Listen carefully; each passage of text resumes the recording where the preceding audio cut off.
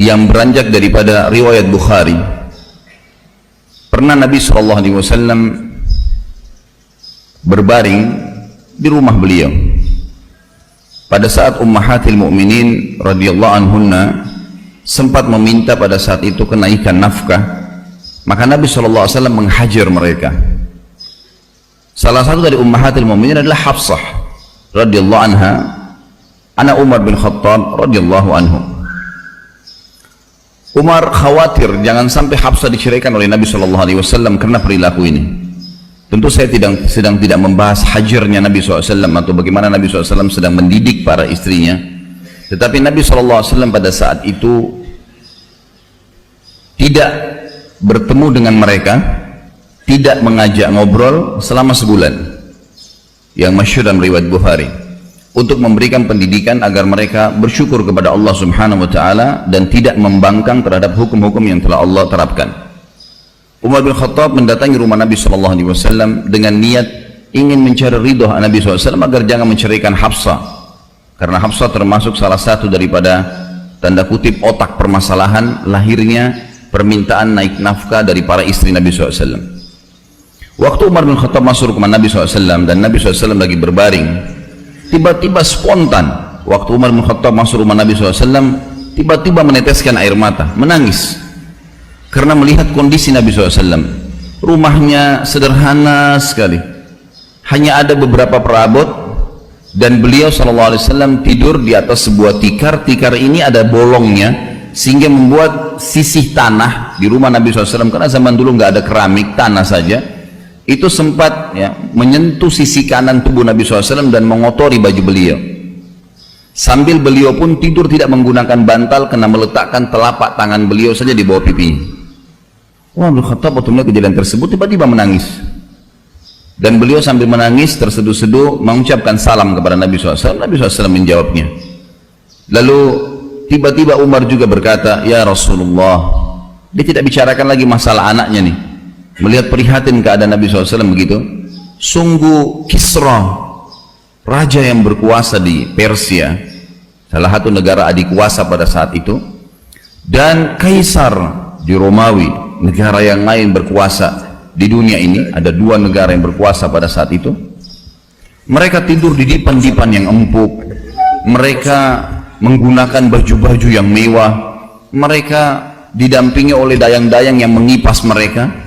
Mereka juga ya, duduk di sekitar posisi di sekitar mereka penuh dengan buah-buahan dan beragam macam makanan. Sementara Anda utusan Allah, Nabi kami, Anda adalah raja kami, seperti ini keadaannya ya Rasulullah. Artinya kok sederhana sekali, dan sampai tidur pun berbekas-bekas tanah di sisi kanan Nabi SAW. Perhatikan apa yang Nabi SAW jawab, teman-teman sekalian, dan ini yang menjadi pemicu awal kenapa kita bahas masalah kalimat yang saya bilang rahasia nanti. Nabi SAW duduk darinya baring, lalu berkata, wahai ibnu Khattab, wahai anaknya Khattab, maksudnya Umar, apakah kau masih ragu dengan apa yang telah selama ini aku sampaikan? Apakah kau masih ragu wahai Umar bahwasanya mereka memiliki dunia, tadi orang-orang yang kamu sebutkan itu, dan kita memiliki akhirat?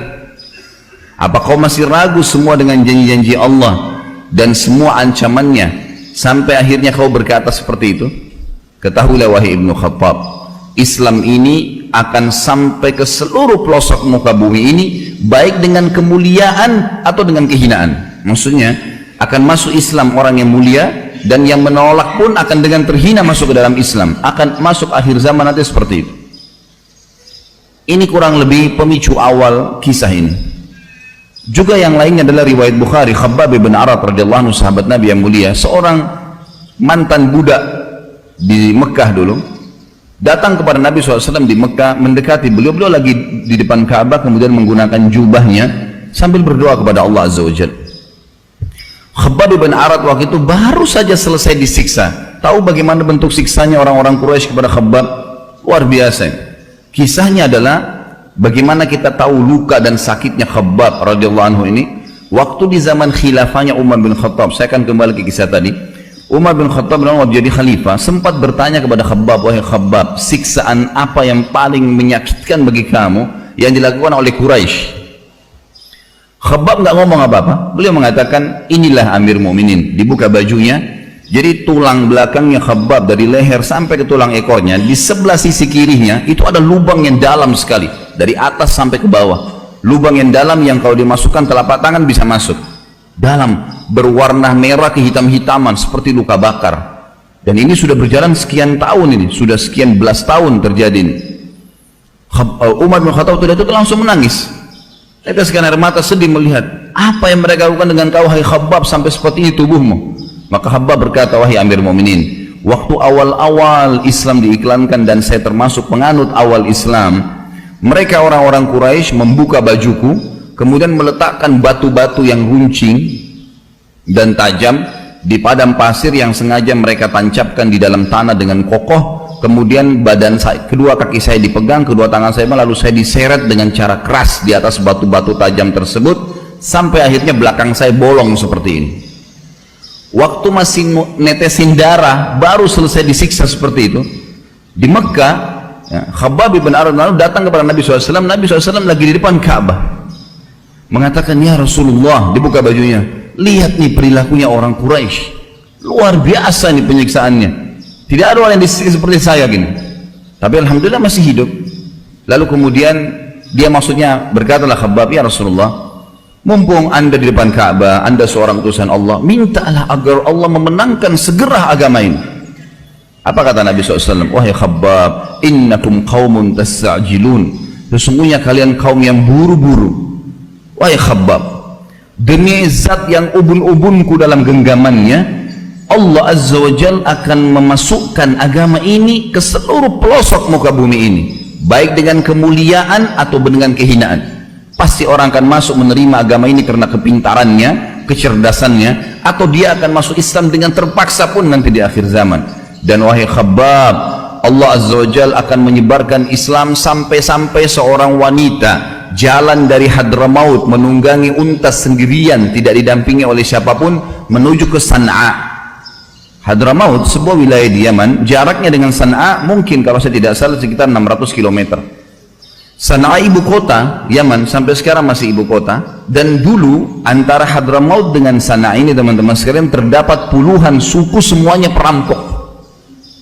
Kalau orang dulu jalan antara San'a dan Hadramaut itu antara hidup dan mati. Kalau dia lolos dari satu suku yang akan merampoknya, maka dia akan ditangkap oleh suku yang lain di depannya. Setiap suku yang dilewatin pasti akan merampok, dan tidak ada yang selamat antara dua wilayah ini. Nabi SAW berikan contoh, wahai Khabbab, nanti akan tiba Islam masuk seluruh jazirah Arab, seluruh dunia ini, sampai-sampai karena tersebarnya Islam itu, seorang wanita jalan dari Hadramaut sendirian menunggangi unta ke San'a, dan tidak ada satupun yang mengganggunya serta dia tidak takut kecuali kepada Allah. Kata Khabbab, demi Allah saya menyaksikan sendiri. Ya, karena Khabbab hidup sampai di zaman Nabi Umar bin Khattab, zaman Khulafaur Rasyidin. Maka kata Khabbab, demi Allah saya menyaksikan apa yang Nabi SAW ucapkan itu. Wanita jalan dalam kondisi tidak ditemani, ya, jarak yang begitu jauh tapi aman, tidak